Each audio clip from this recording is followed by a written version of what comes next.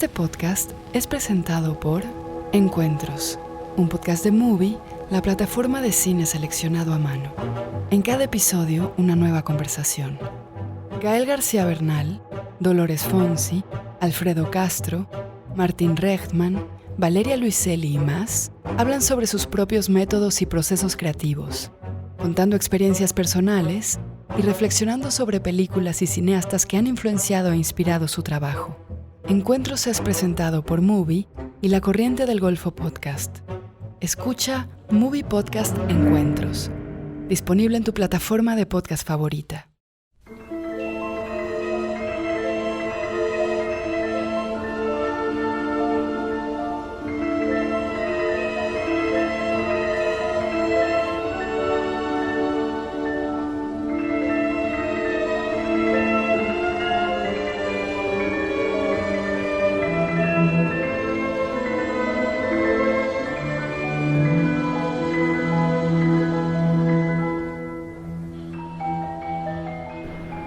Hola a todas y todos y bienvenidos al podcast del Festival de Cannes que compartimos los de Otros Cines y Otros Cines Europa.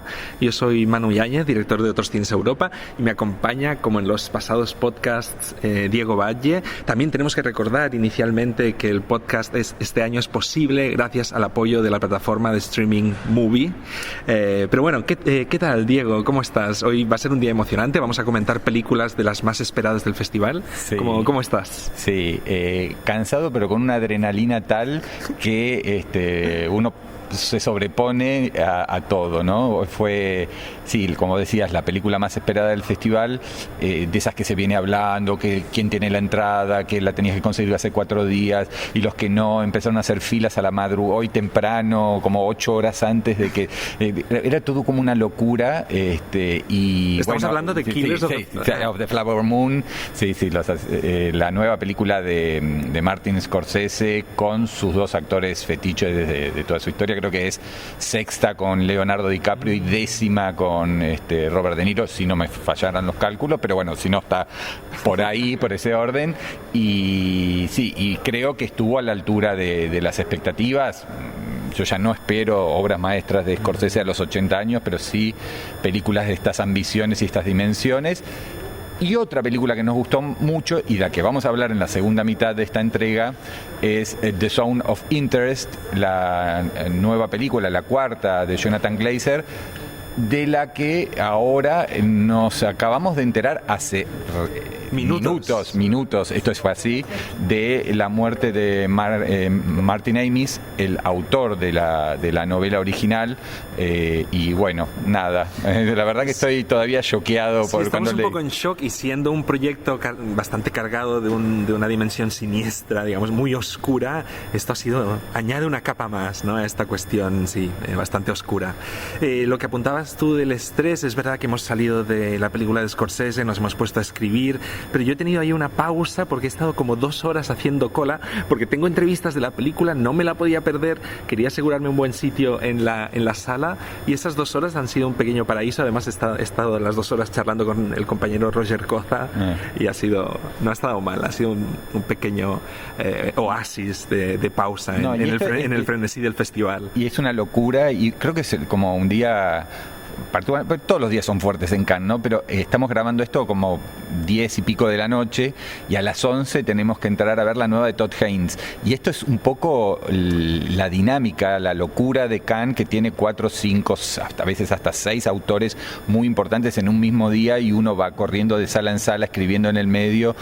En el caso de la de Scorsese había un embargo global hasta las 21:45 hora acá europea. Entonces 21:45 yo puse online la crítica en otros cines, corriendo ahora a grabar, y esto es parte del folclore y la cosa muy divertida y casi también diría enfermiza que tiene Cannes. Pero vamos a la película, si te parece. Sí, perfecto.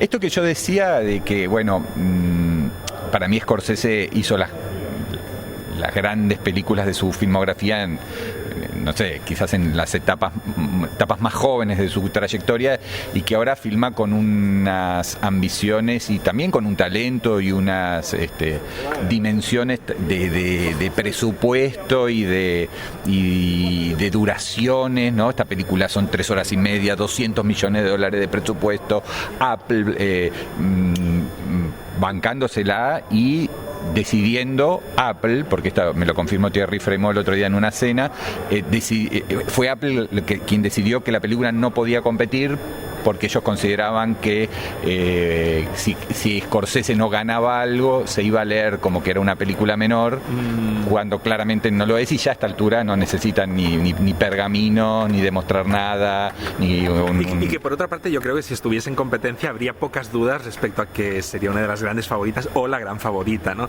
En el sentido de que la película, estoy de acuerdo contigo, tiene una dimensión en cuanto a producción muy considerable, pero también tiene una dimensión como monumental en términos históricos, diría yo, ¿no? En cuanto a que Scorsese ha hecho películas históricas quizá más ambientadas fuera de Estados Unidos que de Estados Unidos, aunque esté el caso de Gangs of New York, pero nunca, yo creo, se había enfrentado a la historia y a ciertos mitos de su nación de una manera tan directa, tan contundente, y al mismo tiempo, y esto es una cuestión que me ha sorprendido de la película, a ver qué te ha parecido a ti, de una manera tan sobria.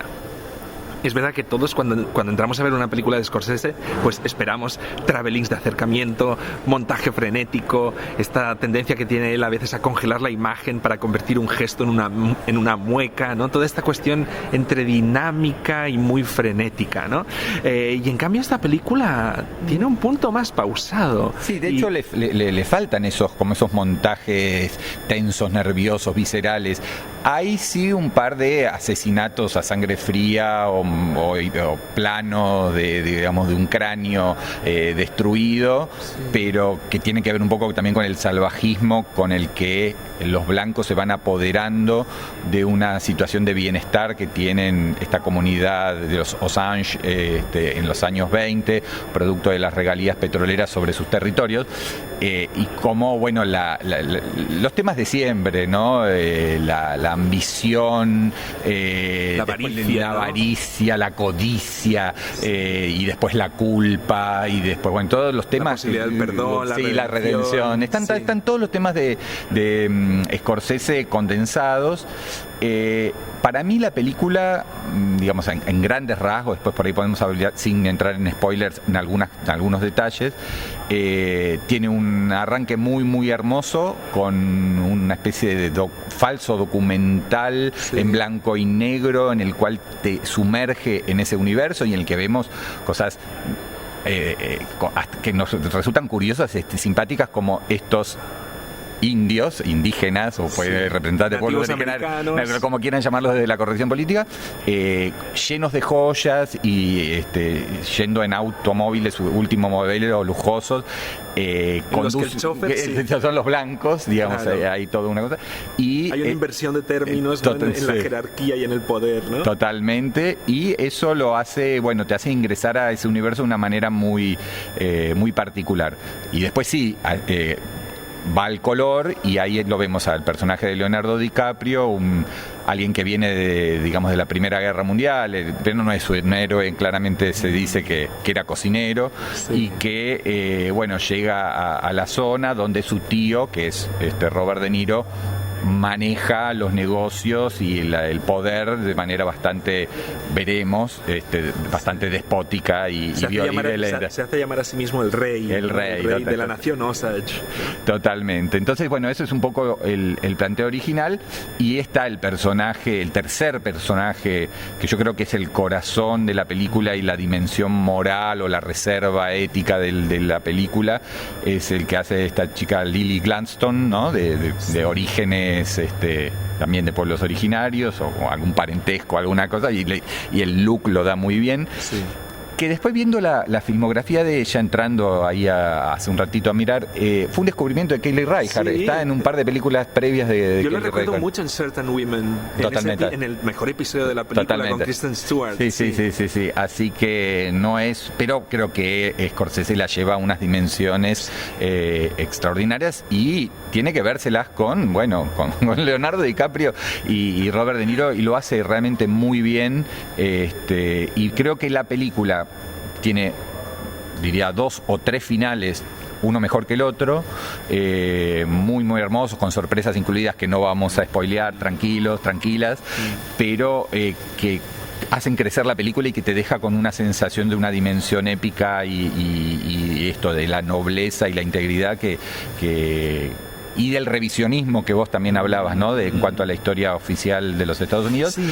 Pero me parece que hay algunas zonas de esas 3 horas del medio en el cual la película se estira, se infla demasiado, qué sé yo.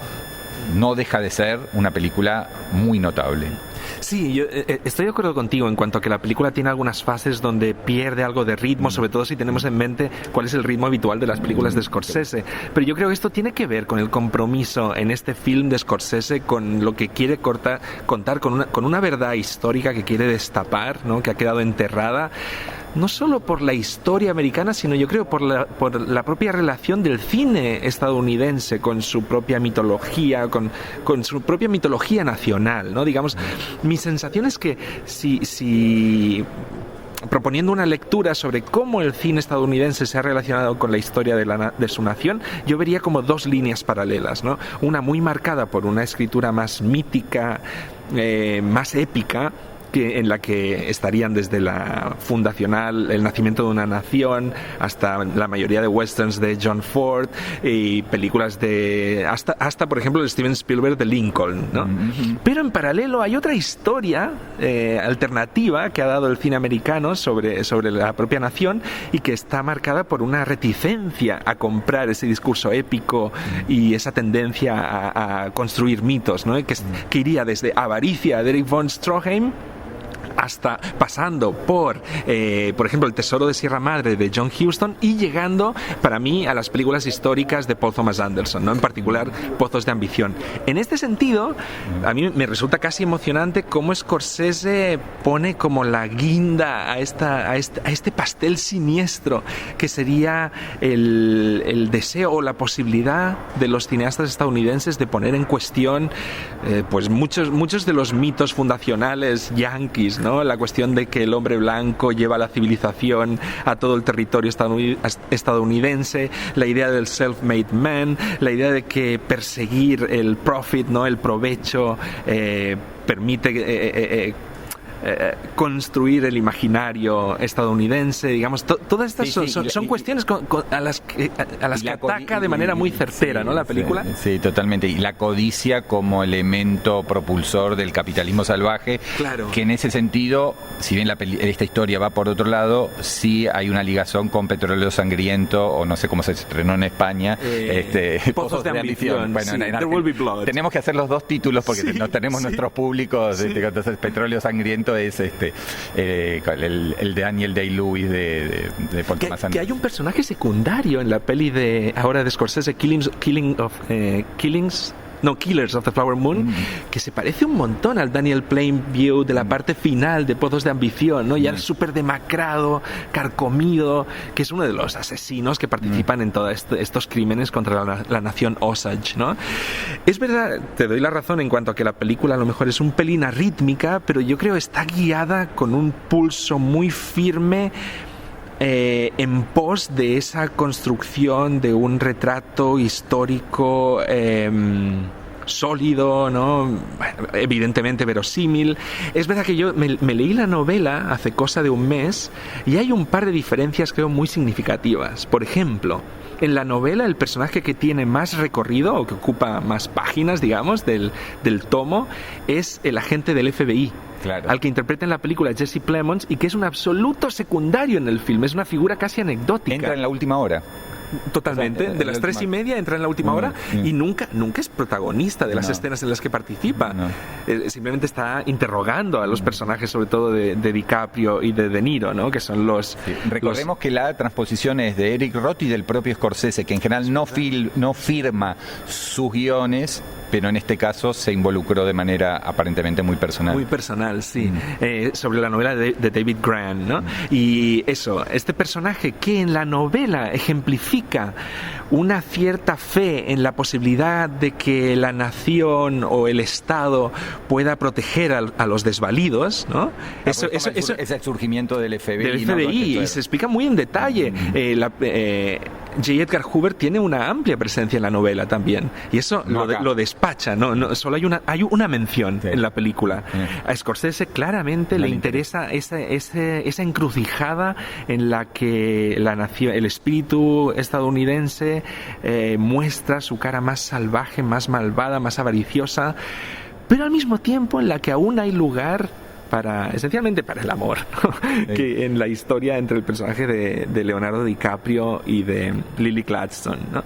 Y que funciona muy bien, con un cierre muy, muy conmovedor, porque digamos, desde un principio, la película, calculo que la novela que no leí también, maneja esa dicotomía o esa duda de si es solo es el tío, digamos, poderoso que hace De Niro, le dice, tenés que casarte con esta chica, porque le vamos a ir sacando todas las cosas a la familia, digamos, como era el modus operandi de todos los blancos que llegaban a la zona para despojar a los indígenas de sus millones. Y entonces la duda que va manejando la película, que no vamos a contar otra vez cómo concluye, es si es simplemente una cuestión de interés o va surgiendo o hay algo de amor genuino entre ellos, y me parece que esa tensión está bien manejada hasta el final. Sí.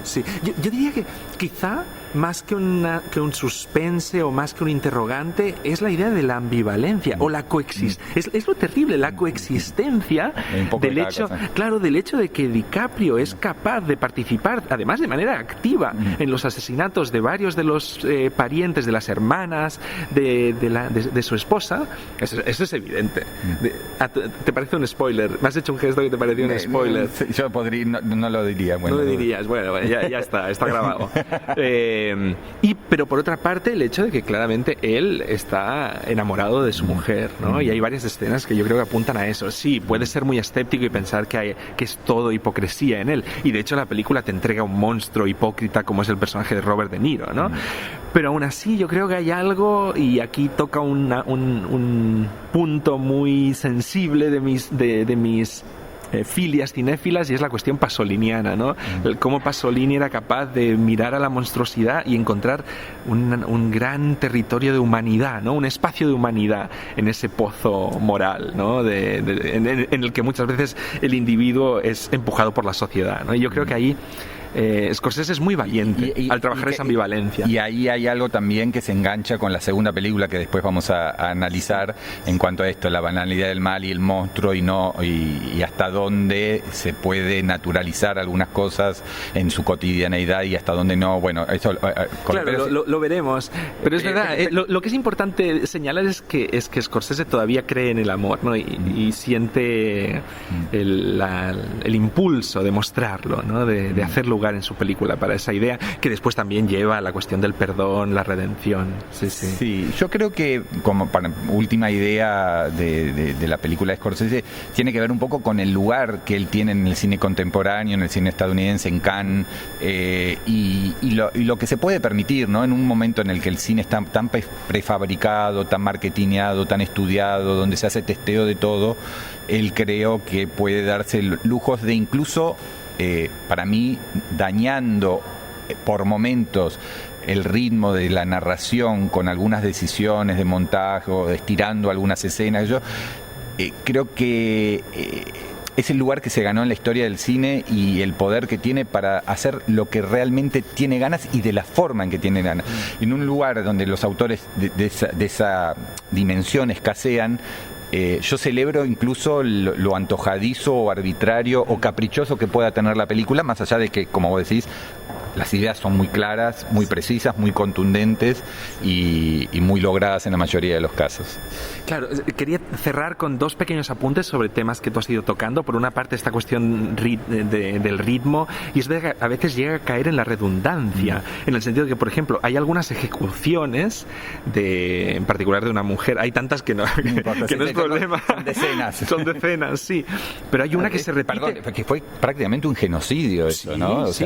O sea, los casos vinculados al caso específico que se retrata en la película fueron en torno a 30, pero se calcula que hubieron entre 100 y 200. Eso claro, se describe con mucho detalle en la novela. No, pero la cuestión de que a veces hay un caso donde se muestra 2 veces, literalmente, una misma ejecución. Una primera vez se describe de manera hablada en el contexto de un juicio, y después se muestra en un plano muy característico de estas ejecuciones, que es un plano general desde la distancia, ¿no? Que eso yo creo también refleja esto que apuntaba yo sobre la sobriedad y la contención de la que hace gala Scorsese en esta película, que a mí me ha parecido bastante monumental. Y por otra parte sí que recogiendo el guante de lo que tú apuntabas, de que es una gran película con un gran presupuesto, hay escenas increíbles que ya no se ven en el cine americano. O sea, por ejemplo, hay un momento que hay una fiesta en el poblado en el que está transcurriendo la película, y hay un primer encontronazo entre los personajes de De Niro y DiCaprio, y que ves que está de fondo esta gran fiesta, y está filmado como con un teleobjetivo donde solo ves en foco a ellos dos, pero ves que están en medio de un enorme festejo, ¿no? Que es la típica escena que veías en películas de la saga del Padrino, o incluso en Days of Heaven, ¿no? Días del Cielo, que fue la película que destruyó el nuevo Hollywood, claro, ¿no? La película de Cimino. Son cosas que, si se quieren, de contexto o de trasfondo, sí, que encarecen muchísimo una película y que nadie se puede permitir, y que Scorsese se lo permite. Como es muy, muy impresionante eso. Y lo otro tiene que ver con el lugar y la forma en que Scorsese se acerca al mundo de los pueblos originarios con mucho respeto, digamos, creo que también ligado a un discurso de época, ¿no? De revisionismo histórico y de darles un lugar y una dimensión, y sobre todo al personaje de ella una integridad moral que no tiene ninguno de los blancos en la película. Y vos recién hablabas de cierto distanciamiento y cierta austeridad, y creo que se engancha un poco también con la propuesta de Jonathan Glazer en The Zone of Interest, esta transposición de la novela, que también tiene unos pocos años, como la novela en la que se basa Scorsese. Vamos encontrando... no son novelas muy han sido la de Scorsese fue bestseller, pero no son grandes 2017 novelas. La de Scorsese, y esta no sé si... también, mediados de los 2010. Una cosa así. Así que son casi contemporáneas, por lo menos en su publicación. ¿Y qué te pareció de Zone of Interest? Me gustó muchísimo, muchísimo. Y cada vez que la pienso, me gusta más. Me pasa lo mismo que salí con ciertas dudas por el tema. Contemos simplemente en un parrafito. Yo soy de la sinopsis básica, la gente la busca, pero por ahí están andando en bicicleta o están caminando escuchando el podcast. ¿Y de qué va la película? La película es esto. Es Rudolf Hess, ¿no? El jerarca nazi que de alguna manera diseñó y prácticamente también regenteó o supervisó el campo de concentración y de exterminio de Auschwitz, y lo que la película narra es la vida familiar, la cotidianeidad de este hombre con su esposa, que interpretada por Sandra Hüller, y sus 5 hijos y su ejército, entre comillas, de criadas, empleadas domésticas que la madre, que la esposa, digamos, maneja con absoluta precisión. Y lo que intuimos, percibimos en el trasfondo, en planos en el que al fondo aparece un humo saliendo de la chimenea, o lo del alambre de púa y qué sé yo. Un resplandor, claro, del fuego. Y los ruidos, porque el trabajo sonoro en el fuera de campo es algo extraordinario. Es que la casa, esta casona con pileta, con piscina, con jardín impecable, está pegado, literalmente pegado al campo de exterminio donde Hess es el mandamás. Pero no hay escenas, digamos, ni de fusilamiento, ni de los hornos. De hecho, la cámara nunca atraviesa ese muro. De hecho, solo hay un plano que transcurre en el interior del campo de concentración, pero es casi un primer plano en contrapicado con el cielo de fondo. No llega a explicitarse el horror nazi, pero está totalmente presente, ¿no? Sí, está presente y creo que incluso hay una de las tantas visitas, porque es el cumpleaños, pero hay momentos de una dimensión dramática y que a mí terrorífica, que son, por ejemplo, cuando unos ingenieros le llevan los planos de lo que va a ser el nuevo crematorio, que le va a permitir trabajar las 24 horas del día con esa eficiencia alemana siniestra. Y otro que es cuando a la esposa le llegan cosas desde el campo de concentración, por ejemplo, un tapado que se lo queda para ella y como una ropa interior que permite que se la distribuyan, que elijan las empleadas domésticas, a las que trata bastante mal o de manera bastante despótica en otros momentos, pero que se pueden quedar con esas cosas menores. Pero es muy, muy, muy fuerte las referencias en cuanto a que lo poco que se muestra está tan bien trabajado que resulta mucho más duro quizás que, no sé, películas como El hijo de Saúl, que también fue me acuerdo un evento acá en Cannes cuando se estrenó, donde era todo de una visceralidad por un lado un preciosismo formal que esta película no tiene. Los planos sordidez, quizás sí, tal cual. Me parece que esta película es algo como la antítesis de eso, más allá de esa cosa quirúrgica que tiene, ¿no? Los planos, la geometría, todo muy cuidado, muy en el estilo de él, de Jonathan Glazer, pero me sorprendió realmente para bien la película. Sí, me gusta esta idea de entenderla como una respuesta a Hijo de Saúl. No solo Hijo de Saúl, creo, también, por ejemplo, Schindler's List, ¿no? La lista de Schindler, en el sentido de que una de las cosas que a mí me molestó más de Hijo de Saúl, una película con la que tengo enormes problemas, fue la cuestión de cómo se trabaja el concepto del suspense, la posibilidad de la huida, de la escapada, ¿no? Que también, obviamente, en la lista de Schindler, en la peor escena que ha filmado en toda su vida, Spielberg, está la escena mítica de cuando entran en la cámara de gas y piensan que van a ser gaseados, pero en realidad es una ducha, ¿no? Momento terrible. Digamos, toda esta cuestión del suspense, la posibilidad de escapar, de la huida, no está... Y el virtuosismo del plano secuencia, todo esa, ¿te acuerdas? Esa cosa a manera manierista. De las Nonemes, de Hijo de Saúl. Sí, que acá no. Aquí no hay suspense porque no hay, digamos, el horror está absolutamente integrado en una idea de normalidad, ¿no? Toda esa cuestión del concepto de la banalidad del mal, ¿no? De la que hablaba Hannah Arendt, ¿no? Fuera de los campos, el saber que allí está el mal, ¿no? Pero continuar, ¿no? En una normalidad absolutamente siniestra, esta cotidianidad de la que hablabas, ¿no? Yo quizá has descrito muy bien lo que es la película y cuál es su eje conceptual central. A lo mejor voy a describir un poco más en detalle cómo está filmada, que a mí me parece extraordinario. Has hablado de estas geometrías muy como cartesianas, y es verdad que yo para intentar resumir o describir cómo opera la película en términos formales, sobre todo en todas las escenas que transcurren en el interior de la casa familiar, diría que aquello se convierte casi en un programa de telerrealidad, en el sentido de que son todo planos fijos, muy alejados de los personajes, podrías imaginarte las cámaras pegadas a las paredes, y que cada pequeño movimiento, gesto, desplazamiento de los personajes obliga a un cambio de plano. O sea, no es una película de planos largos, porque los personajes... hay una búsqueda del distanciamiento. En sus movimientos cotidianos van obligando a Glazer a ir filmando con diferentes cámaras, que esto recuerda, al menos a mí me recordó mucho a las escenas de Under the Skin, la anterior película de Glazer de 2013 sobre un alienígena interpretado por Scarlett Johansson, aquellas escenas filmadas en el interior de la furgoneta, que Glazer, en una idea absolutamente genial, las filmó con 8 cámaras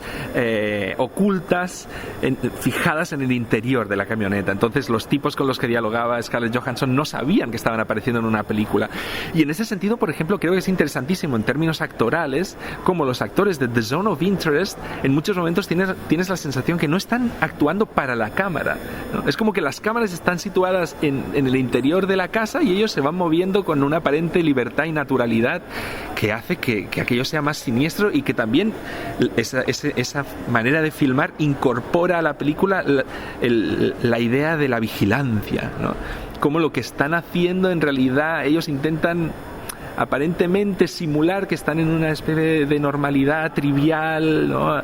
que encajaría perfectamente en los valores de la clase media, pequeño burguesa alemana, pero en realidad están participando en una máquina del terror, ¿no? En una máquina del horror. Sí.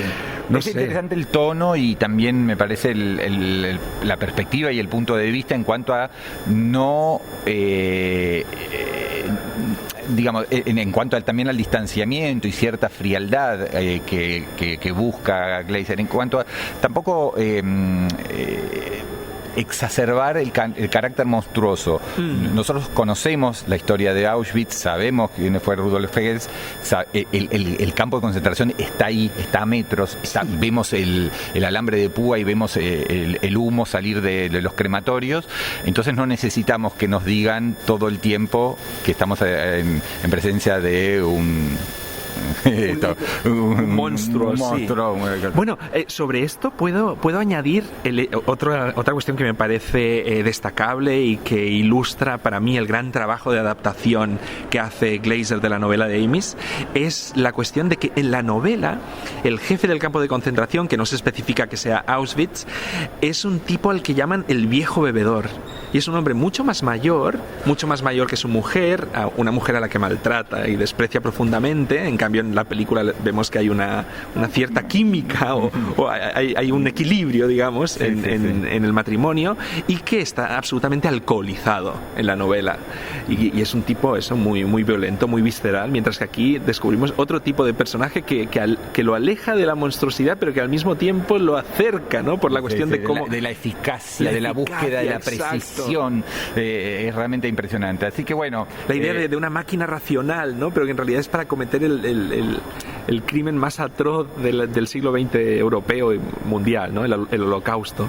Y otra cuestión a destacar de la cuestión de la adaptación literaria es que la novela está contada desde el punto de vista de 3 personajes: el que protagoniza el film de Glazer, otro chico que es un subcomandante que aparece como 30 segundos en la película en un plano en el que ves a la esposa en su jardín fumando junto a un tipo. Este otro tipo que en la película aparece como 30 segundos es el más protagonista de la novela, y hay un tercer personaje en la novela que es un Sonderkommando a través del cual vemos todo el interior del campo de concentración. Con lo que vemos es muy interesante, nos tocó justo así porque se dieron y decidimos 2 transposiciones de novelas muy aclamadas, muy premiadas, muy vendidas, hechos por grandes directores que se permiten traicionar, cambiar, modificar, variar y poner el foco en las zonas que más les interesan y dejar por completo afuera las que no. Claro, hacerla suya, ¿no? O sea, realmente si la película Killers of the Flower Moon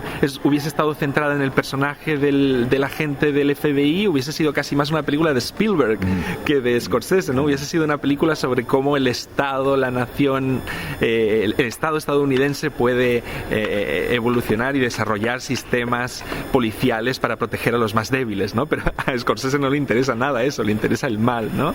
Mientras que a Glazer no le interesa tanto el retrato explícito del horror, sino más el retrato concienzudo, preciso de esa banalidad del mal, ¿no?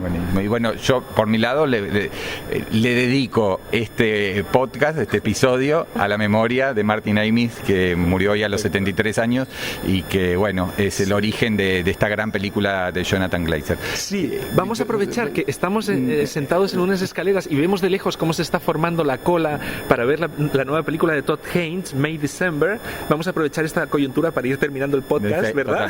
Totalmente, e invitarlos a que, por un lado, recuperen los 2 anteriores y que nos sigan acompañando, porque este es el tercero y tenemos previsto hacer 6, con lo cual estamos a mitad de camino cuando todavía no llegamos a la mitad del festival. Sí. Pero este proyecto que compartimos los de otros cines Europa, y que cuenta con el apoyo de la plataforma de streaming Movie, a la que le agradecemos de corazón que nos ayude, ¿no?, a sacar este emprendimiento adelante. Así que nada, muchas gracias y bueno, espero que pronto puedan ustedes también disfrutar de lo nuevo de Scorsese y Glazer como pudimos hacerlo hoy aquí en el Festival de Cannes. Gracias y hasta la próxima. Hasta la próxima.